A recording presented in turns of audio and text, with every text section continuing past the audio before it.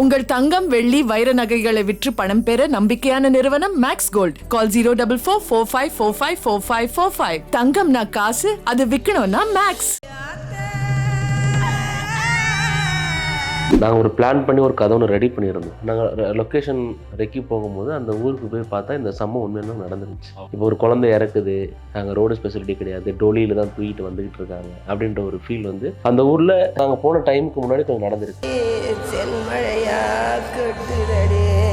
இப்போ நம்மள மாதிரி சின்ன பட்ஜெட் படங்கள் வந்து நம்ம அந்த ஆடியன்ஸ் மத்தியில் போய் சேரத்துக்கு பெரிய போராட்டமாக இருக்குது. ஜனரஞ்சகமாக எல்லாருக்கும் போய் சேரணும், அந்த மக்களோட வழியை வந்து புரிய வந்துச்சு அப்படின்னா ஒரு மாற்றம் நடக்குன்ற ஒரு ஃபீல் தான் வெயிட் பண்ணிட்டு இருக்கு.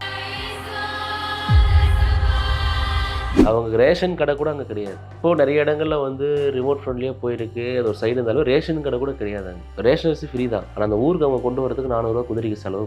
எதுக்கு நீங்கள் எதுவுமே இல்லாத இடத்துல போயிட்டு நீங்கள் தங்கிட்டு கவர்மெண்ட்டை குறை சொல்லிட்டு இருக்கீங்க அப்படின்ற மாதிரி இல்லை, அதே நானும் கேட்குறேன். எப்படின்னா 5 வருஷத்துக்கு ஒரு டைம் அவங்க இருக்கிற இடத்துக்கு தானே கவர்மெண்ட்டும் போகுது. இவங்களுக்கு தேவைன்னும் போது போகிறாங்க, தேவை முடிஞ்சோடனே கிளம்பிடுறாங்க. இப்போ அவங்க மட்டும் ஏன் வெளியே வரணுன்ற கேள்வி இல்லை. அப்போ நீங்கள் போகாமே இருந்துருங்க, எலெக்ஷனுக்கு போகாதீங்க, ஓட்டு வாங்க போகாதீங்க, எதுக்கும் போகாதீங்க.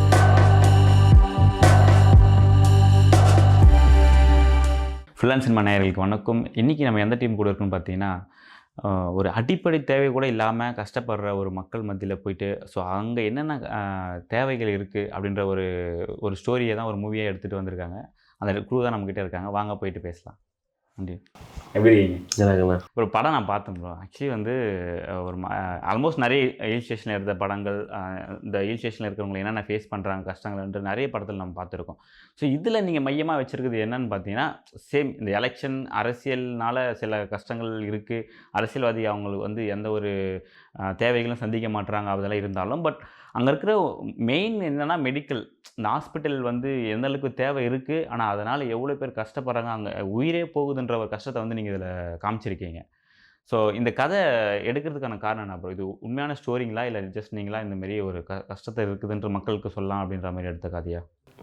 ஆக்சுவலி என்னென்னா, இது நாங்கள் ஒரு பிளான் பண்ணி ஒரு கதை ஒன்று ரெடி பண்ணியிருந்தோம். ரெடி பண்ணி அந்த ஊருக்கு நாங்கள் லொக்கேஷன் ரெக்கி போகும்போது அந்த ஊருக்கு போய் பார்த்தா இந்த சம்பவம் உண்மையாக நடந்துருந்துச்சு. இப்போ ஒரு குழந்தை இறக்குது, நாங்கள் ரோடு ஸ்பெசிலிட்டி கிடையாது, டோலியில் தான் தூக்கிட்டு வந்துக்கிட்டு இருக்காங்க அப்படின்ற ஒரு ஃபீல் வந்து அந்த ஊரில் நாங்கள் போன டைமுக்கு முன்னாடி கொஞ்சம் நடந்திருக்கு. ஸோ அந்த மலையில் வந்து நாங்கள் ஒரு இடத்த கிராஸ் பண்ணி அந்த மலைக்குள்ள நடந்து போகிறோம். சுமைதாங்கி கல்லுன்னு சொல்லி சொல்லுவாங்க. நம்ம நார்மலாக ஃபஸ்ட்டு பார்க்கும்போது அந்த கல்லை பற்றி நமக்கு தெரியாது. ஊரில் இருக்கிறவங்க இந்த விஷயம் நீங்கள் வர வழியில் கல் பார்த்தீங்கன்னா பார்த்தோம். ஸோ அங்கே வந்து நிறைய இறந்து போன குழந்தைங்கள்லாம் வந்து காட்டுக்கு நடுவில் அங்கேயே புதைச்சிருவாங்க. ஸோ நமக்கு அது ரொம்ப ஒரு மாதிரி ஹாண்டிங்காக இருந்துச்சு. என்ன இது, இந்த மாதிரி சிச்சுவேஷன்ஸ் ஒன்று இருக்குது, நிறைய குழந்தைங்க இறந்துட்டு இருக்காங்கன்ற ஒரு ஃபீல் இருக்குல்ல. ஸோ நம்ம பண்ணால் இதுதான் பண்ணணும். பிறக்கிற இடத்துல ஒரு பெரிய அரசியல் நடக்குதுன்ற ஒரு விஷயம் இருக்குல்ல, அது நம்ம கையில் பிறக்கிறன்றது கடவுள் கொடுக்குற கிஃப்ட். அப்படி அது இறக்குறன்றது வந்து இங்கே ஒரு சூழ்ச்சி நடக்குதுல்ல, அதை நம்ம சொல்லணுன்ற ஒரு ஃபீலுக்காக தான் நம்ம அதை க்ரியேட் பண்ணோம். Super bro. ஆனால் இப்போ நீங்கள் போனதே வந்து வேறு ஸ்டோரி எடுத்துகிட்டு தான் போயிருக்கீங்க இருக்கி பார்க்க? இல்லை, நாங்கள் எடுத்துகிட்டு போனதே இந்த கதை தான், இந்த ஸ்டோரி தான். அங்கே போய் நமக்கு ரியல் லைஃப் சம்பவமாக மாறும் போது நம்ம கதைக்கு ஏற்ற மாதிரி அங்கே இருக்கிற சம்பவங்கள் எல்லாத்தையும் நம்ம இதுக்குள்ளே சேர்த்துட்டு நம்ம அதை ப்ரொசீட் பண்ணுது.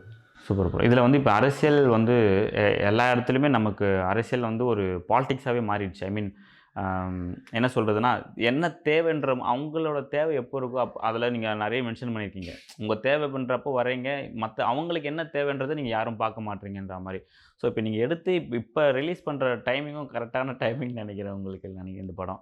ஸோ இது மக்கள் மத்தியில் எந்த அளவுக்கு வரவேற்கப்படணும்னு நினைக்கிறீங்க இப்போ? இப்போது நாங்கள் இது என்னென்னா ரீரிலீஸும் பிளான் பண்ணுறோம். லைக் எப்படின்னா, இப்போ நம்மள மாதிரி சின்ன பட்ஜெட் படங்கள் வந்து நம்ம அந்த ஆடியன்ஸ் மத்தியில் போய் சேரத்துக்கு பெரிய போராட்டமாக இருக்குது. ஸோ நம்ம ஃபஸ்ட் டைம் ரிலீஸ் பண்ணுற அந்த டைமில் வந்து நிறைய பிரச்சனைகள் இருந்துச்சு. பட் அதை தாண்டி ரிலீஸ் பண்ணோம், ஒரு சர்டன் டைப் ஆஃப் ஆடியன்ஸுக்கு போயிடுச்சு. இப்போ நம்ம ரீச் பண்ணிக்கிற அந்த டெஸ்டினேஷன் இருக்குல்ல, லைக் எப்படின்னா ஆஸ்கர், அங்கே நம்ம படத்தை கொண்டு போயிருக்கோம். இப்போ நம்ம படம் வந்து ஜென்ரல் கேட்டகரியில் வந்து ஷார்ட் லிஸ்ட் ஆகிருக்கு. அடுத்து இதுலேருந்து நாமினேஷன் ப்ராசஸ் ஸ்டார்ட் ஆகும். ஸோ இதுக்காக வெயிட் பண்ணுறோம். ஸோ அதெல்லாம் முடிச்சுட்டு வந்து நம்ம திருப்பி இங்கே கொண்டு வரலாம், ஜனரஞ்சகமாக எல்லாருக்கும் போய் சேரணும், அந்த மக்களோட வழியை வந்து புரிய வந்துச்சு அப்படின்னா ஒரு மாற்றம் நடக்குன்ற ஒரு ஃபீல் தான் வெயிட் பண்ணிகிட்டு இருக்கோம். இப்போ நீங்கள் இந்த ஸ்டோரியில் வந்து சில சின்ன சின்ன காரியங்கள் நீங்கள் வச்சுருக்கீங்க. இந்த ஹாஸ்பிட்டல், ரோடு, ஸோ அவங்க ஃபேஸ் பண்ணுற விஷயங்கள் நீங்கள் வச்சுருக்கீங்க. பட் இன்னும் என்னென்ன கஷ்டங்கள்லாம் அவங்க இப்போ நீங்கள் ரிக்கி பார்க்க நீங்கள் அங்கே ஸ்பாட்டில் போயிட்டு நீங்கள் இது பண்ணும்போது, ஸோ அவங்க கூட நீங்கள் பழக்கம் பழகும் இன்னும் அவங்க நிறைய கஷ்டங்கள் ஃபேஸ் பண்ணிட்டு இருப்பாங்க. ஸோ இதெல்லாம் இல்லாமல் இன்னும் என்னென்ன கஷ்டங்கள்லாம் மக்கள் சந்திச்சிட்டு இருக்காங்க அங்கே? அவங்க வாழ்வாதாரமே அடிப்படை. இப்போ ஃப்ரீயாக கொடுக்குற ரேஷன் அரிசியை 400 ரூபா கொடுத்து அந்த ஊருக்கு கொண்டு போகிறாங்க. ஒரு கொடுமை என்னென்னா, அவங்க ரேஷன் கடை கூட அங்கே கிடையாது. இப்போது நிறைய இடங்களில் வந்து ரிமோட் ஃப்ரெண்ட்லியாக போயிருக்கு, அது ஒரு சைடு இருந்தாலும் ரேஷன் கடை கூட கிடையாது அங்கே. ரேஷன் அரிசி ஃப்ரீ தான், ஆனால் அந்த ஊருக்கு அவங்க கொண்டு வரதுக்கு 400 ரூபா குதிரைக்கு செலவு பண்ணணும். அது ரொம்ப ஒரு கஷ்டமான லைஃப் தான். அங்கே வந்து ரோடும் மெடிக்கலும் வந்துட்டால் அங்கே எல்லாமே மாறிடும். அது மெயின் நம்ம டார்கெட்னா ஒரு ஹாஸ்பிட்டாலிட்டி அங்கே இருக்கணும், கண்டிப்பாக இருக்கணும். டிரான்ஸ்போர்ட்டேஷன் இருக்கணும். இது ரெண்டும் இருந்தால், ஏன்னா ஒரு அரிசி ஒரு வாங்கினா கூட 16 கிலோமீட்டர் அப் அண்ட் டவுன் அவங்க நடக்கணும். 8 to 8 16 கிலோமீட்டர் வரத்துக்கு போகிறதுக்கு சேர்ந்து அவங்க நடந்தே ஆகணும். ஒரு நாளைக்கு ஒரு ஆள் நடந்தே ஆகும். கால்நடையாக தான் இன்றைக்கி அவங்க எது வேணாலும் கால்நடையாக பயணித்தா மட்டும் தான் அவங்களுக்கு கிடைக்கின்றது தான் இது. அப்படியே கீழே இறங்கி வந்து அங்கேருந்து ஒரு 8 கிலோமீட்டர் வந்தால் சிட்டிக்குள்ளே எல்லா விதமான கொடைக்கானல் சிட்டி இருக்குது பார்த்தீங்களா, அங்கே எல்லா விதமான ஒரு டிரான்ஸ்போர்ட்டேஷன் இருக்குது. நீங்கள் அப்படியே அங்கேருந்து கீழே இறங்குனா தேனி, பெரியகுளம், அங்கே எல்லாமே இருக்குது. நடு மலையில் வாழ்கிற அவங்களுக்கு எதுவுமே கிடையாதுல்ல. ஸோ இங்கே வந்துட்டால் இது எல்லாமே சரியாக இருந்தது தான் உண்மை. இப்போ இதில் ஒரு கேள்வி என்னென்னா ப்ரோ, ஜஸ்ட் ஒரு விமர்சனமாக நிறைய பேர் வைக்கிற ஒரு நான் பார்த்துருக்கேன். இதுக்கப்புறம் இதுக்கு முன்னாடி வந்த நிறைய படங்களில் வரும்போது, ஸோ இந்த மாதிரி கஷ்டப்படுறவங்களுக்காக நம்ம இந்த ஒரு படத்தை பண்ணும்போது இது பேசும்போது அவங்க வைக்கிற சில விமர்சனங்கள் என்னென்னா, சரி எதுவுமே வராத இடத்துல நீங்கள் கஷ்டப்படுறதுக்கு வேறு எங்கன்னா இருக்கிற இடத்துமா நீங்கள் வந்துட்டு நீங்கள் மாறி அதை நீங்கள் அனுபவிக்கலாம்ல, எதுக்கு நீங்கள் எதுவுமே இல்லாத இடத்துல போயிட்டு நீங்கள் தங்கிட்டு கவர்மெண்ட்டை குறை சொல்லிட்டு இருக்கீங்க அப்படின்ற மாதிரி சில விமர்சனம். அதே நானும் கேட்குறேன். இப்போ எப்படின்னா 5 வருஷத்துக்கு ஒரு டைம் அவங்க இருக்கிற இடத்துக்கு தானே கவர்மெண்ட்டும் போகுது. அவங்க இப்போ கவர்மெண்ட் ஒரு இடத்துக்கு போகுது, அவங்க 5 வருஷத்துக்கு ஒரு டைம் போகுது அப்படின்னா, அப்போ அவங்க இவங்களுக்கு தேவைன்னும் போது போகிறாங்க, தேவை முடிஞ்சோடனே கிளம்பிடுறாங்க. அப்போ அவங்க மட்டும் ஏன் வெளியே வரணுன்ற கேள்வி இல்லை. அப்போ நீங்கள் போகாமே இருந்துருங்க. எலெக்ஷனுக்கு போகாதீங்க, ஓட்டு வாங்க போகாதீங்க, எதுக்கும் போகாதீங்க. அங்கே கரண்ட் இருக்குது, ரேஷன் கார்டு இருக்குது, இபி பில் கட்டுறாங்க, கேஸ் பில் கட்டுறாங்க, எல்லாமே இருக்குது. அவங்களுக்கு ரெவன்யூ லேண்டு. இதுக்கு மேலே அவங்க எதுக்கு அந்த இடத்துலேருந்து வெளியே வரணும்? ஹில் ஸ்டேஷனுக்கு எல்லாமே எல்லா ஓட்டு மிஷினும் குதிரையில் கொண்டு போயிருக்கிற சம்பவம் இன்றைக்கி நடந்துட்டு தானே இருக்குது. ஸோ நீங்கள் போகிறீங்க, அவங்க ஏன் வெளியே வரணுன்ற கேள்வி தான் எனக்கு. இப்போ நீங்கள் இந்த கதையை எடுக்கும்போது நீங்கள் தான் டிஓபியாக பண்ணியிருக்கீங்க இந்த இதுக்காக. ஸோ இது எந்த அளவுக்கு நீங்கள் சேலஞ்சாக இருந்தது ப்ரோ? சில ஷார்ட்ஸுங்க எல்லாமே ஆல்மோஸ்ட் நீங்கள் வந்து நேச்சுரல் லைட்லேயே எடுத்திருக்கீங்க, அந்தளவுக்கு லைட்டிங் இல்லாமல் கொஞ்சம் ஓப்பன் லைட்லேயே எடுத்துருக்கீங்க. அது ரொம்ப பிரமாதமாக வந்துருக்கு. ஸோ பார்க்கும்போது தெரியுது, ஓகே இது இவ்வளோ நல்லா வந்திருக்கு நேச்சுரல் லைட்லேயே அப்படின்னும் போது, இது நீங்கள் எந்த அளவுக்கு எஃபர்ட்லாம் போட்டிருந்தீங்க ப்ரோ இதுக்காக? எந்த ஸ்கேலில் சொல்கிறது எஃபர்ட்னா, இப்போ நம்ம நடந்து போகணும், எல்லா இடத்துக்கும் நடந்தால் போகணும். ஆமாம், இப்போ என்ன எக்யூப்மெண்ட்ஸ் வந்து நம்ம கேரி தான் பண்ணிட்டு வரணும். அது வந்து ஒரு 2 பேர் 3 பேரால் பண்ண முடியாது. அதுக்கு வந்து ஒரு செட் ஆஃப் க்ரூ வேணும். அப்போ அந்த க்ரூவை அங்கே தங்க வைக்கணும். இல்லை, சில ஷார்ட்ஸ் நம்ம நேச்சுரலாக காட்டும் போது அது பாசிபிள் இல்லை. நேச்சுரலாக நம்ம எல்லாத்தையுமே நம்ம நம்ம கொண்டு வரது கொஞ்சம் பாசிபிள் இல்லை. ஸோ கொஞ்சமாச்சு நம்ம அவுட் சோர்ஸ் லைட்ஸோ நம்ம எக்ஸ்ட்ரா லைட்ஸ் நம்ம போடுற மாதிரி இருக்கும். பட் நீங்கள் ஆல்மோஸ்ட் ஓப்பன் லைட் தான் எடுத்தீங்களா, இல்லை எக்ஸ்ட்ரா லைட் யூஸ் பண்ணியிருக்கீங்க? எதுவுமே இல்லை, ஓப்பன் லைட் தான்.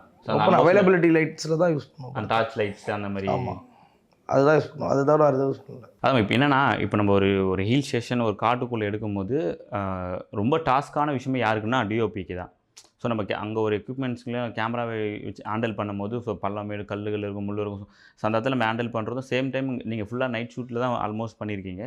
ஸோ லைட் வைஸ்லேயுமே நீங்கள் ஃபேஸ் பண்ண விஷயங்கள்லாம் என்னென்ன இருக்குது ப்ரோ இதில்? வேறு ஒன்றும் இல்லை, அதில் நம்ம வந்து ரொம்ப காஷியஸாக இருக்கணும். ஒன் டைம் தான் அது எக்ஸ்பெரிமெண்டலாக தான் இருக்கும். ரொம்ப ரெண்டாவது இதுமாதிரி நிறைய பேர் பண்ணியிருக்காங்க. அது நம்மளுக்கு ஒரு எக்ஸாம்பிள் தான். அண்டு நம்ம இருக்கிற அவைலபிள் லைட்டை வந்து ஷேப்பிங்லேயே நம்ம கொண்டு வரணும். நம்மக்கிட்ட அந்த லேண்ட் லைட்டும் டார்ச் அதோட டைமென்ஷனில் மட்டும் தான் அது என்ன எக்ஸ்போஷரில் தெரியுது அதை மட்டும் தான் நம்ம ஒர்க் பண்ணணும். ரெண்டாவது என்டையர் ஃபாஸ்ட்டில் ஒரு டீப் இடத்துல போய் டக்குன்னு நம்ம இருக்கிற இடத்துல ஒரு பெரிய லைட்ஸோ இல்லை எக்ஸ்டர்னல் ப்ரொடக்டிவாகவே நம்மளால் கொண்டு வர முடியல. ரெண்டாவது அது என்ன இருக்கோ அதை வச்சு நம்மளால் ஒரு படம் பண்ண முடியும். அதுக்கு இது ஒரு டூலாக எடுத்துப்போமே, என்ன தப்பாகிட போகுது, எடுத்து பார்ப்போம். ஃபஸ்ட்டு நாங்கள் ஒரு கிளிம்ஸ் மாதிரி எடுத்தோம். அதில் வந்து ஒரு ஊர் மக்கள்லாம் அந்த லேண்டர் எடுத்துட்டு ஓடி வருதோம், அதெல்லாம் நாங்கள் ட்ரை பண்ணும்போது எங்களால் ஒர்க் பண்ண முடியுது. அப்போ வந்து ஒரு நார்மல் ஒரு DSLR S3 மாதிரி ஒரு கேமரா எடுத்துகிட்டு போய்ட்டு நாங்கள் டெஸ்ட் பண்ணோம். அப்போ எங்களுக்கு அது ஒர்க் ஆச்சு. அதுக்கப்புறம் தான் அதை வச்சுலாம் ப்ரொடக்ஷன் ட்ரை பண்ணோம். அது ஒர்க் ஆகலை. அப்புறம் நாங்களே ஓன் ப்ரொடக்ஷன் பண்ணோம். ஸோ அப்போது அது எக்ஸ்பெரிமெண்டலாக அது ஒர்க் ஆகுதுன்னு தெரிஞ்சப்போ அதுக்கப்புறம் அதுக்கான ஹோம் ஒர்க் பண்ணி என்னெல்லாம் பண்ணலாம், அப்போது என்னென்ன தேவை, சர்டன் கலர்ஸ் மட்டும் தான் இருக்கணும். ஸோ அதுக்குள்ளே கொஞ்சம் ஒர்க் பண்ணோம். அதுக்கப்புறம் இந்த மாதிரியான லைட்ஸ் மட்டும் தான் இருக்கணும். ஸோ அப்போது அதை எப்படி யூஸ் பண்ணலாம், அப்போ மிஸ்ட்டு வரணும். ஒரு பர்டிகுலர் டைமில் வந்து நம்ம லைட் அவைலபிள் இருக்கும்போது மிஸ்ட்டில் வந்து என்ன பண்ணலாம், லைட் வந்து சாஃப்ட் பர்ன்ஸ் பண்ணி கொடுக்கும். அவங்க டார்ச் அடிக்கணும்னா அந்த டார்ச் வந்து ஸ்ப்ளிட் ஆகும். இப்போ அந்த ஏர் மாய்ஸ்சர் எதுவுமே இல்லைன்னா அது கிளியராக அது லைட் பாஸ் ஆகும். அப்போ அந்த லைட் பாஸ் ஆக நம்மளுக்கு ஒரு மிஸ்ட் லேயர் தேவை. அப்போ நம்ம ஒரு சர்டன் டைம் அந்த மிஸ்ட்காக வெயிட் பண்ணுவோம். அந்த மிஸ்ட் கேமராவில் தெரியாது, பட் ஆனால் அதோட ஏர் டென்சிட்டியை வந்து என்ன பண்ணுவோம்னா அது ஸ்மச் பண்ணிவிடும். அப்போ வந்து அது ஒரு லைட்டை வந்து ஸ்பில் பண்ணும், சாஃப்டாக பவுன்ஸ் கொடுக்கும். ஸோ அதெல்லாம் நம்மளுக்கு வந்து ஒரு டூலாக இருந்தது. அது மற்றபடி வேறு எக்ஸ்டர்னல் பவுன்சர்லாம் நம்ம யூஸ் பண்ணால் அது ஒரு ஹார்ஷாக தெரியும். ஸோ இந்த மாதிரி நேச்சுரலோட போயிட்டோன்னா நம்ம என்டையர் நேச்சுரலோட தான் எடுக்கணும். அது கூட நம்ம ஒரு பிளெண்ட் பண்ணுறோம் அப்படின்றத விட அதோட ஃப்ளோவில் நம்ம நேச்சுரல் கூடவே நம்ம இருக்கணும், அதோட அடாப்டிவில் நம்ம போயிடணும். அப்போ நம்ம வந்து ஒரு பெரிய சினிமாட டெக்னிக்கல் அதெல்லாம் பார்க்க முடியாது. நம்ம அங்கே பார்க்க வேண்டியது ஸ்கிரிப்டு, அதுக்கு ஒரு கான்செப்ட் இருக்குது, அதை நம்ம ஒரு தீம் செட் பண்ணிட்டோம், அதுக்கு ஒரு மூட் போர்டு ஒர்க் பண்ணியிருப்போம். ஸோ அதை லேயர் பை லேயர் அதுக்கு என்ன வேணுமோ அதை நம்ம ஃபோக்கஸ் பண்ண ஆரம்பிக்கும் போது நம்மளுக்கு வந்து இந்த எக்ஸ்ட்ரா டெக்னாலஜிக்கல் எலிமெண்ட்ஸ்லாம் நம்மளுக்கு வந்து தேவைப்படாது. ஸோ நம்மக்கிட்ட இருக்க அந்த ஒரு கேமரா, ஒரு லென்ஸு, ஸோ அதுக்குள்ளே நம்மளால் என்னெல்லாம் ஒர்க் பண்ண முடியும், அதோட நேச்சராக இருக்கிறது வந்து அந்த லேந்தர் லைட்ஸும் அந்த டார்ச் லைட்டு ஹெட் டார்ச்சஸும். ஸோ அப்போ நம்ம நாங்களே பார்ப்போம் கோரியா பண்ணும்போது என்டையராக ஒரு தூரமாக நின்றுவோம், போய்ட்டு எதுனா ஒரு ஹைட்டான ஒரு இடத்துல நின்றுட்டு நாங்கள் ஒரு ப்ளே பண்ணுவோம். இந்த இடத்துலேருந்து இவங்க வரணும், இங்கே ஸ்டேஜிங் பண்ணும்போது அப்போது அந்த ஸ்டேஜிங்கே நம்மளுக்கு வந்து ஆன்சரை கொடுக்கும். இப்போ நம்ம ஸ்ட்ரக் ஆகிடுவோம், நாங்கள் நிறைய இடத்துல ஸ்ட்ரக் ஆகும், ஏன்னா திடீர்னு ஆளுங்க வரமாட்டாங்க, அந்த மாதிரிலாம் இருக்கும். அப்போ நாங்கள் அந்த கேரக்டராக நான் நிற்கணும். இப்போ நான் வந்து அந்த கூட்டத்தில் இருக்க ஒரு பர்சன் தான். ஸோ அந்த மாதிரி தான் நான் ப்ளே பண்ணணும். இப்போ நான் தான் கேமரான்னு வச்சுக்கோங்க. அப்போது நான் அந்த க்ரௌடாக இருக்கிறத ஃபஸ்ட்டு நான் அப்சர்வ் பண்ணுறேன். அதுக்கப்புறம் அந்த மக்களோட அவங்களோட ஓடும்போது அந்த ஓடுற கேரக்டராகவும் சரி, இந்த டோலிக்குள்ளே இருக்க கேரக்டராகவும் நான் அந்த கேரக்டராக இருந்தால் என்னோடய பாயிண்ட் ஆஃப் வியூவில் எப்படி இருக்கும், என் பார்வை எப்படி இருக்குன்றதை வந்து நான் டைரக்டரோட டிஸ்கஸ் பண்ணுவோம். அப்போது இவர் வந்து சொல்லுவார், இல்லை இந்த மாதிரி வேணும்ன்ட்டு. அப்போ அந்த மாதிரிக்கும் அப்போ நம்ம ப்ராக்டிக்கல் இப்போ நம்ம வந்து அந்த மாதிரி வேணும்னா அந்த மாதிரி வேணுன்றது தான் ஒர்க் பண்ண முடியும். அப்போ நிறைய விஷயம் நம்மளுக்கு கிடைக்காது. அப்போ அது ஒரு 50 இதோட 50 இருக்கும், அப்படி ஒர்க் பண்ண முடியாது. இதில் 50 அதில் 50 நம்ம கொலாபரேஷனில் ஒர்க் பண்ணுற ஸ்கிரிப்ட் இல்லை. அப்போது நான் 50 இல்லை 100% ஒரு ஸ்டாண்டில் தான் நின்னாகணும். அப்போ அந்த 100%க்கு நம்ம ஒரு சில விஷயம் மோல்டு பண்ணணும். அப்போ அந்த க்ரௌடோட இருக்கும்போது அப்போ திடீர்னு ஒரு கேரக்டர் ஓடும்போது அந்த லைட் வரும், அந்த கேரக்டர் ஓடிச்சுன்னா அங்கே இருட்டாயிடும். இப்போ ஃபார் எக்ஸாம்பிள் வந்து அந்த லேந்தர் லைட் எடுத்துகிட்டு எல்லாருமே அந்த பொண்ணு வீட்டுக்கு ஓடிட்டு இருக்கும்போது போஸ்ட்மேன் கேரக்டர் வந்து ஒரு ஓரமாக இன்னும் ஃபோன் பேசிகிட்டு இருப்பாங்க, அங்கே லைட்லாம் இருக்காது. அவங்களுக்கு அந்த எபிலிட்டி வந்து இருக்காது. நேச்சுரலாக நம்ம கண்ணில் பார்க்கும்போது நம்மளுக்கு எவ்வளோ இருட்டாக இருந்தாலும் நம்மளுக்கு ஒரு விஷயம் தெரியும், அந்த லைட் தான் அங்கே இருக்கும்.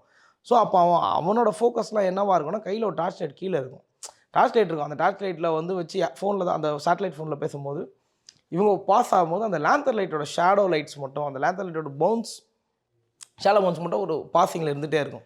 இப்போ சப்போஸ் நம்ம ஒரு ஃபாஸ்ட்டில் இருக்கும்போது ஒரு ட்ரெயின் போச்சுன்னா படன்னு போவோம். ஸோ அது வந்து அந்த மாதிரி ஒரு ரெஃபரன்ஸ் தான் அதுவும் ஆல்ரெடி பண்ணியிருக்காங்க. ஸோ அந்த ரெஃபரன்ஸை நம்ம எடுத்துகிட்டு வந்து ஒரு லேந்தர் லைட் ஓடும் போது ஸோ பேசும்போது அந்த லைட் பாஸ் ஆகிட்டே இருக்கும். என்டையராக அந்த லைட் கட் பண்ணப்போ ஒரு கேரக்டர் ஒரு லேந்தர் லைட் எடுத்துன்னு ஓடி வரும்போது அவரோட ஃபேஸ் தெரியும். அப்போ அந்த டைலாக் வரும்போது அங்கே என்ன எக்ஸ்ப்ரெஷன் வரணும், இருட்டாகும்போது ஒரு என்ன எக்ஸ்ப்ரெஷன் வரணும், லைட் இருந்தால் என்ன மூமெண்ட்ஸில் இருக்கணும், லைட் இல்லாத இருக்கப்போ என்ன மூமெண்ட்டில் இருக்கணுன்றதை நாங்கள் ஸ்டேஜிங் பண்ணிவிடுவோம். இப்போ ஃபஸ்ட்டு ஒரு செட் ஆஃப் ஒரு ஷெடியூல் வரும்போது எல்லாருமே கொஞ்சம் கன்ஃபியூஸ்டாக தான் இருந்தாங்க. இப்போ நாங்கள் சொல்கிறது வந்து இப்போ நம்ம ஒரு அனலிட்டிக் எடுத்துருவோம் முன்னாடி. ஏன்னா நாங்கள் வந்து ஆல்மோஸ்ட் ஒரு 3 இயர்ஸாக அந்த ஊராக இருக்கோம். நாங்கள் திடீர்னு நாங்கள் ஃபோன் டார்ச் வச்சு தான் போய் ஆகணும்.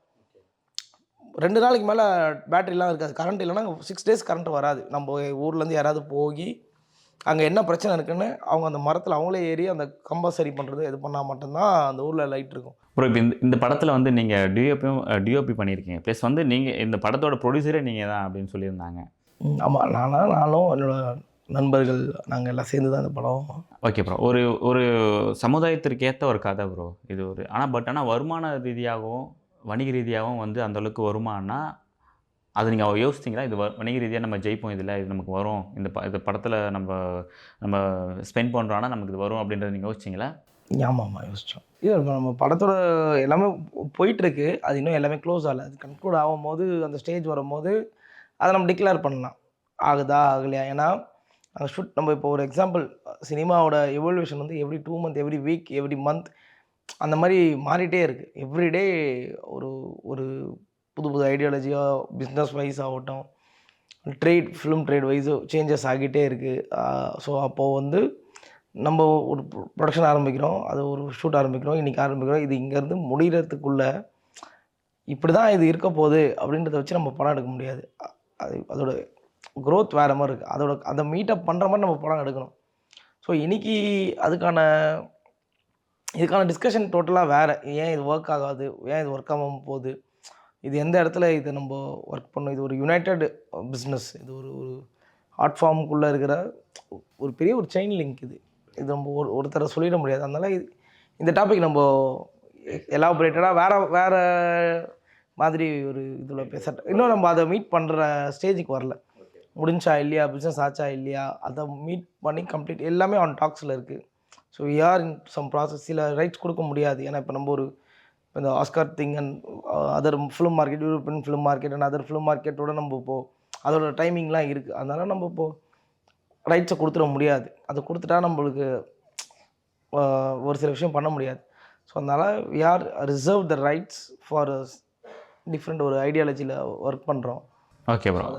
இப்போ இவர் வந்து உங்கள் ஃப்ரெண்டாகவே இருந்தாலும் இந்த கதை நீங்கள் கேட்கும் போது ஒரு ப்ரொடியூசராக, ஸோ இந்த கதை பண்ணலாம் அப்படின்ற உங்களுக்கு தாட் வந்த சீன் எது, இல்லை என்ன உங்களுக்கு இம்பேக்ட் பண்ண காரணம் என்ன, எது ப்ரோ? ஹோல் ஒரு கிரவுண்டட் ஐடியாலஜியாகவே ஒரு இம்ப்ரெசிவான ஒரு எலிமெண்ட். நான் ஒரு என்டையர் ஒரு நியூ வேர்ல்டு. நிறைய பேருக்கு அப்போது வரும்போது நிறைய படம் எடுத்துட்டாங்க. மலையில் நாங்கள் ஷூட்டிங் ஆரம்பிக்கும் போதுலேருந்து முடிச்சதுக்குள்ளே ஏகப்பட்ட படம் வந்தது. எங்கே யார் மலையை பற்றி எடுத்தாலும் எங்களுக்கு ஃபோன் வந்துடும், அது மாதிரி ஒரு படம் எடுக்கிறாங்க. இல்லை, நானே ஒரு 3-4 படம் மலையை பற்றி எடுத்துகிட்டு ஒரு படத்துங்களே. ஸோ அதுலேருந்து எப்படி நம்ம டிஃப்ரென்ஷியேட் பண்ணி இந்த படத்தை எடுக்க போகிறோம் அப்படின்னா ஒன்றும் கிடையாது. ஒன்றும் புதுசாக வந்துருப்போது. மலைனா இதுதான், அதில் இதுதான் விஷயம். பட் அதில் நம்ம ஒரு தின் லைன், இது ஒரு ரொம்ப வெரி தின் லைன், ஒரு நேர்கோடு ஓப்பன் பண்ணோடனே நம்ம உட்காந்து அப்படி போய் இப்படி ஒரு மலை இருக்குன்னா கம்மி, ஓப்பன் பண்ணால் ஒரு மலை இருக்குது, அவ்வளோதான். இதில் இப்படி ஒரு மக்கள் இருக்காங்க, இப்படி தான் இருக்க போகிறாங்க, அவங்க என்ன பண்ணுறாங்கன்றது தான் ஒரு வேல்யூவேஷன். அதில் நிறைய பேர் கேட்டாங்க அதில் வாழ்வியல் காட்டில் அது. ஸோ நம்ம படம் அந்த மக்களோட வாழ்வியலோட எக்ஸ்போஸ் பண்ணி எடுக்கல. அது ஒரு லீனியராக ஒரு சப்கான்ஷியஸாக பேக்ரவுண்டில் இருக்கும். ஷார்ட்ஸில் இவங்க போகிறாங்க வராங்க, காஃபி கொட்டை எடுக்கிறாங்க, அவ்வளோதான். ஸோ இதோட எசன்ஸ் என்டர்லி எல்லாமே என்னென்னா ஒரு சர்வைவல் இன்ஸ்டிங்க்டை பேஸ் பண்ணி போகிறதுனால நாங்கள் எல்லாருக்குமே தெரியும். இப்போ சப்போஸ் ஆடியன்ஸை நாங்கள் வந்து ரொம்ப அண்டர் ரேட்டட், அதாவது அவங்களுக்கு எதுவும் தெரியல, அண்டராக நம்ம யோசிக்கிறதில்ல. அவங்களுமே நம்ம வந்து எல்லாருக்குமே எல்லாமே இப்போ ஆல்மோஸ்ட் தெரிய வந்துடுச்சு. இப்படி தான் இருக்க போகிறாங்க, இப்படி தான் இருக்க இன்றைக்கி எல்லாமே இருக்குது. அப்போது என்ன தேவையோ அதை மட்டும் நம்ம ஒர்க் பண்ணி அதை மட்டும் இது பண்ணுற மாதிரி தான் இவர் ஸ்கிரிப்டும் சொன்னார். ஸோ அது கரெக்டாக மீட் ஆகும்போது ஸோ லெட்ஸ் ஒர்க் தான். இது இப்போ இது ஒரு க்ரௌட் குரூப் ஆஃப் பீப்புள் சேர்ந்து தான் அதை வந்து ஒர்க் பண்ணுறோம். அதனால் உங்கள் தங்கம், வெள்ளி, வைர நகைகளை விற்று பணம் பெற நம்பிக்கையான நிறுவனம் மேக்ஸ் கோல்ட். கால் 04445454545. தங்கம்னா காசு, அது விற்கணும்னா மேக்ஸ்.